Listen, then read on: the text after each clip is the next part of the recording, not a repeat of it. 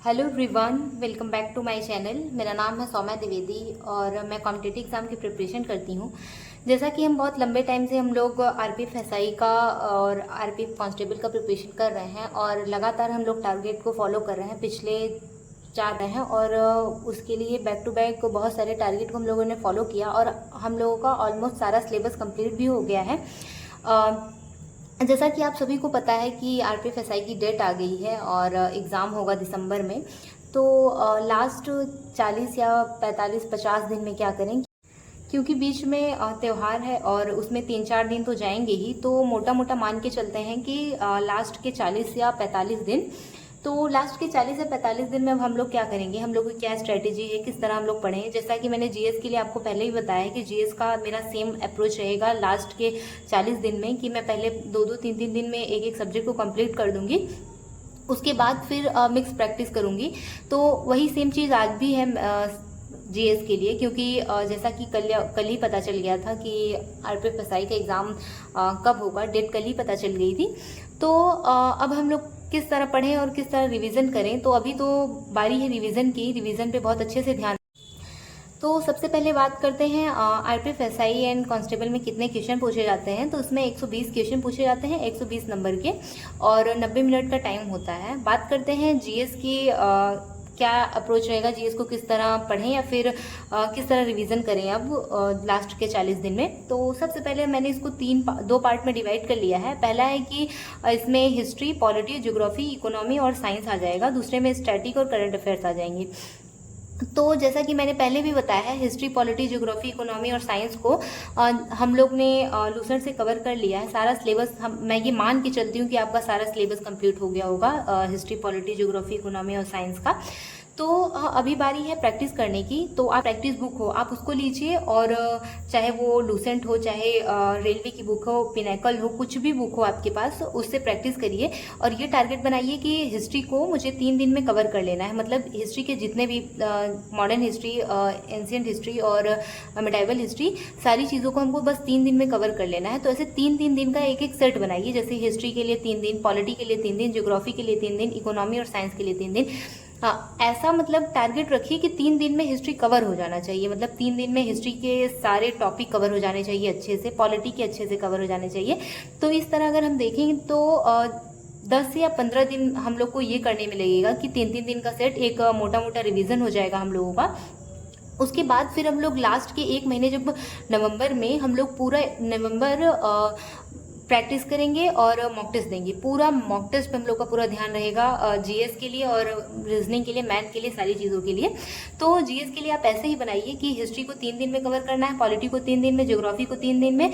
जैसे इकोनॉमी छोटा है, तो अगर आपसे बन पड़े कि इकोनॉमी को 3 से 2 दिन में कवर कर सकते हैं, मीन्स 3 की जगह 2 दिन में कवर कर सकते हैं, तो जो भी टॉपिक आपको ऐसा लगे कि इसको और जल्दी कवर किया जा सकता है, उसको जल्दी कवर करके कोई और टॉपिक वहाँ पे रख लीजिए। तो इसी तरह हम लोग जीके को कवर कर लेंगे। और मेरा क्या है कि मैंने 40 दिन की एक ऐसी स्ट्रेटजी बनाई है जिसमें मैंने हिस्ट्री को 3 दिन लिया है, कि मतलब कि मैंने हिस्ट्री को 3 सेट में लिया है। जैसे हिस्ट्री, पॉलिटी, ज्योग्राफी और इकोनॉमी को, तो मैंने इसको 3 रीडिंग में कंप्लीट कर लूँगी। जैसे फर्स्ट रीडिंग मैंने अभी 15 या 18 दिन का ये पूरा जीके कवर हो जाएगा रिवीजन के लिए। उसके बाद जब हम लोग नवंबर में प्रैक्टिस करेंगे, तो भी मैं बीच बीच में इसको एक बार देखती जाऊँगी कि जैसे 6 तारीख से मैं इसमें एक टारगेट भी प्रोवाइड कर रही हूँ, जिसमें मैं इसी पैटर्न पे वहाँ पे टारगेट दे रही हूँ।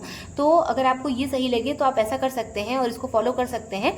इससे एक मोटा मोटा रिवीजन हो जाएगा। और दूसरी चीज़ ये है कि अभी किसी भी प्रैक्टिस सेट पे या फिर किसी भी चीज़ पे भी मत भागिए। कि मैंने इससे पहले भी बताया कि लास्ट के टाइम में हम लोग बहुत सारी चीज़ देखने लगते हैं, जिससे जो हम लोग को पता भी रहता है वो भी पूरा स्किप होने लगता है। इसलिए जितनी भी आपके पास नोट्स है, जितने भी आपके पास बुक है, जिसकी प्रैक्टिस अभी तक आप लोगों ने की है या फिर जिसका रिविज़न अभी तक आप लोगों ने किया है, उसी से सारी प्रैक्टिस करिए।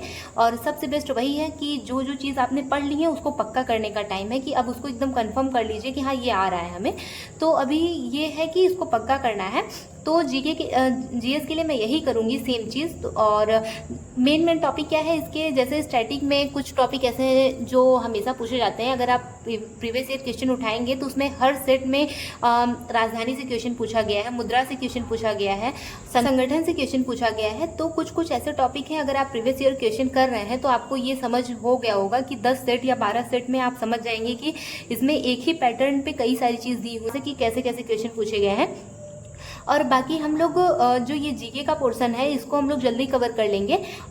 जैसा कि अभी स्टैटिक चल रहा है हम लोग का कि 3 दिन में स्टैटिक हम लोगों को कवर करना है, तो 3 दिन में स्टैटिक कवर हो जाएगा। उसके बाद करंट अफेयर्स, तो करंट अफेयर्स हम लोग पर डे करेंगे क्योंकि हम लोग पिछले 1-1.5 साल का करंट अफेयर कवर करना है हम लोगों को। और हम लोगों ने अभी जो मैं टारगेट दे रही थी उसमें मैंने जुलाई तक का कवर करवाया है, और अब आगे का मैं करवाऊंगी। या फिर आप पूरा 1 साल या 6-6 महीने या 1-1 महीने 2-2 महीने का कोई मैराथन क्लास देके यहाँ से कवर कर सकते हैं। जैसा कि अभी मैं जो टारगेट आपको बताऊंगी कि अब किस तरह हम लोग टारगेट कंप्लीट करें या फिर किस तरह हम लोग टारगेट बनाएं पिछले 40 दिन के लिए, तो उस हिसाब से अपना टाइम आप मैनेज कर लीजिए क्योंकि अब लास्ट के 40 दिन ही बचे हैं और इसमें जितना भी मेहनत हो सके हम लोगों को करनी है। तो थोड़ा स्ट्रिक्ट टारगेट रहेगा जिसमें बहुत ज़्यादा टाइम लगेगा और ज़्यादा से ज़्यादा टाइम यहाँ पे देना पड़ेगा। जैसा कि मैंने आपको बताया है कि यहाँ फर्स्ट रीडिंग सेकंड रीडिंग के लिए तो आपका जैसे ही एक पार्ट कंप्लीट हो जाए, मीन्स आप हिस्ट्री 3 दिन में आपका हिस्ट्री कंप्लीट हो गया तो यहाँ पे टिक लगा दीजिए कि हाँ हिस्ट्री कंप्लीट हो गया। ऐसे ही करके हम लोग इसको जल्दी कर लेंगे और फिर बाद में जो भी टाइम बचेगा हम लोग इसको सेकंड रीडिंग और थर्ड रीडिंग तक कंप्लीट कर लेंगे। और अभी ऐसा करना है हिस्ट्री के लिए कि जैसे मैं आपको बता रही हूँ कि थ्योरी पोर्शन नहीं कंप्लीट करना है, यहाँ पे PYQ कंप्लीट करना है। अगर आपका कोई भी टॉपिक, जैसे हिस्ट्री में मॉडर्न हिस्ट्री के क्वेश्चन बहुत ज़्यादा आते हैं और मॉडर्न हिस्ट्री बहुत जल्दी भूल जाते हैं लोग, उसमें जो टाइमिंग रहता है, जो डेट रहता है वो बार बार दिमाग से स्किप हो जाता है। तो अगर आपका ऐसा कोई टॉपिक है जो बार बार स्किप कर रहे हैं या फिर जो आपको याद नहीं आ रहा है तो बस उसी टॉपिक को थ्योरी से पढ़िए। बाकी जो भी मैंने यहाँ पे लिखा है उसमें सारी चीज़ों का PYQ करना है। पॉलिटी का PYQ करना है, ज्योग्राफी का, इकोनॉमी का, तो अभी PYQ पे ध्यान देना है। और अगर आपके पास टाइम बच रहा है तो एक बार थ्योरी भी रिवीजन कर लीजिए जहाँ से आपने नोट्स बनाया, फिर जहाँ से आपने प्रैक्टिस की है। तो ये टाइम है बस रिवीजन का और प्रैक्टिस करने का। तो जीके जीएस के लिए मेरा यही रहेगा कि मैं पर डे कोई जीके के लिए एक टॉपिक लूँगी। पर डे मीन्स एक टॉपिक को 3 दिन दूंगी। तो इस तरह मैं सारी चीज़ों को ऐसे कवर करूँगी। जीके के लिए मैं 2 चीज़ कंपलसरी कर रही हूँ, जैसे कि जीएस में हिस्ट्री और साइंस रहेगा और करंट अफेयर्स। तो जीएस के लिए यही अप्रोच रखिए और आने वाले टाइम में ज़्यादा से ज़्यादा रिवीजन करिए, जितना हो सके उतना रिवीजन करिए। किसी नए चीज़ पे मत भागिए अभी, क्योंकि करंट अफेयर्स तो हम लोगों को करना ही है, उसको वहाँ से लेक्चर देख के तो करना ही है। बट जितना अभी तक हम लोगों ने नोट से पढ़ा है, जितने बुक से पढ़ा है, जो हम लोग बहुत टाइम से पढ़ते आ रहे हैं, जैसा कि मैंने अपने पहले वीडियो में भी बताया है कि जीएस के लिए जो भी हम लोग पढ़ रहे हैं उसी की बार बार प्रैक्टिस करिए क्योंकि सारी चीज़ उसी में दी हुई है, जो भी आएगा उसी में से आएगा।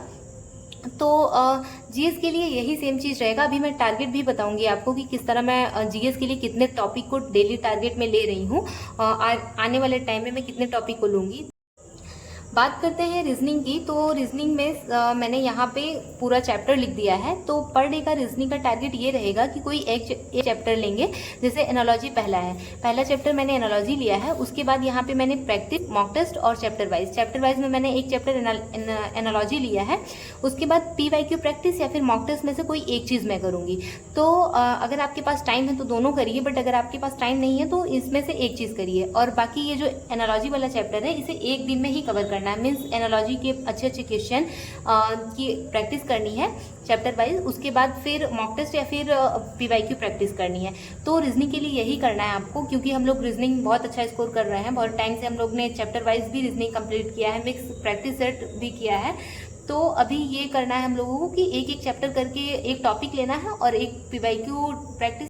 बात करते हैं मैथ की। तो मैथ में सेम चीज़ यही है जैसा कि हम लोग रीजनिंग में कर रहे हैं। और मैथ में बस इतना है कि अगर आपका कोई वीक टॉपिक है, जैसे आपने कोई अभी तक चैप्टर नहीं पढ़ा है, तो उसको जल्दी से कवर करिए और उसके बाद फिर प्रैक्टिस करना स्टार्ट कर दीजिए। क्योंकि मैंने पहले भी ये चीज़ कही है कि लास्ट के 1-2 महीने में हम लोग को सिर्फ प्रैक्टिस करनी है।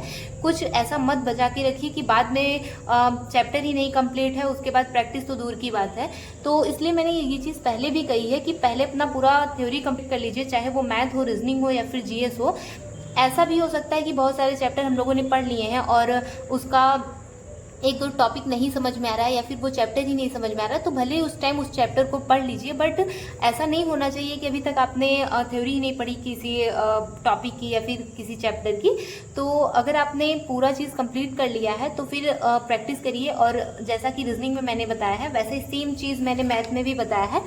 मैथ का एक चैप्टर लीजिए, जैसे कि यहाँ पे मैंने लिया है मैथ का नंबर सिस्टम। तो जैसे मैं कल टारगेट दूंगी तो मैं एक ऐसे डेमो में बता रही हूँ कि मैं किस तरह आने वाले टारगेट को किस तरह मैं प्रोवाइड करूँगी। तो सबसे पहले मैथ के लिए एक टॉपिक होगा मैथ के लिए। तो मैथ में जैसे मैं यहाँ पे नंबर सिस्टम लिखा है मैथ के लिए, तो मैथ के लिए नंबर सिस्टम रहेगा। नंबर सिस्टम का जितना भी पीवाईक्यू या फिर जिस बुक से हम लोग प्रैक्टिस कर रहे हैं अभी तक, या फिर जो भी अच्छी बुक है हमारे पास, उसमें मैथ को नंबर सिस्टम का जो प्रैक्टिस है उसको 2 दिन तक करना है। मतलब रीजनिंग एनालॉजी चैप्टर वाइज करना है और उसके बाद एक प्रैक्टिस सेट में या तो आप मॉक टेस्ट दीजिए या तो पीवाईक्यू सॉल्व करिए। उसके बाद जीएस के लिए हिस्ट्री को 3 दिन में खत्म करना है, साइंस फिजिक्स 3 दिन में खत्म करना है, और current per day last 1 year का करना है। और लास्ट 1 ईयर का करना है तो आप स्टार्ट कर सकते हैं 2-2 महीने का, 3-3 महीने का मैराथन देखने से।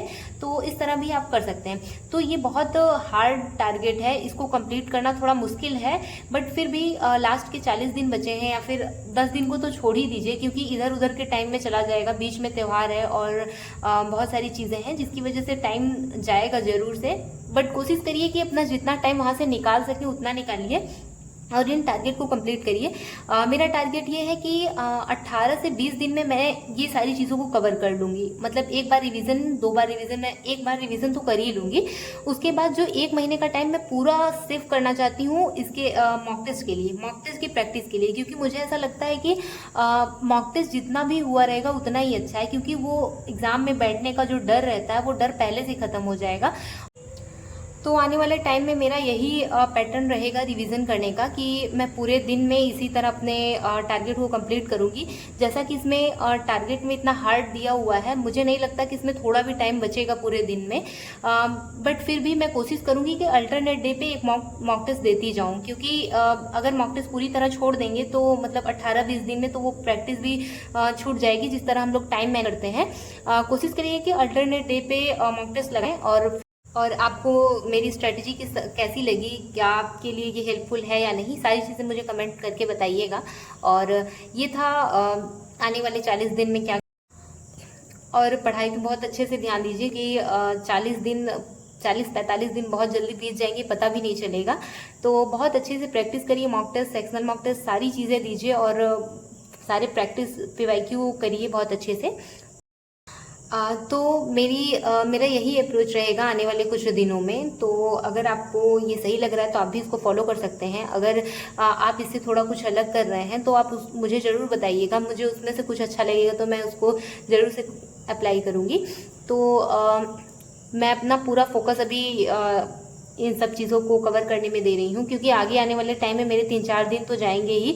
तो मुझे ऐसा लगता है कि जो चीज़ मैं पहले से कवर कर लूँ वो मेरे लिए अच्छी रहेगी, और ताकि मेरे पास टाइम हो उस टाइम में कि मैं 20-25 दिन अपना अच्छा मॉक टेस्ट दे सकूँ। तो आने वाले टाइम में थोड़ा कम वीडियो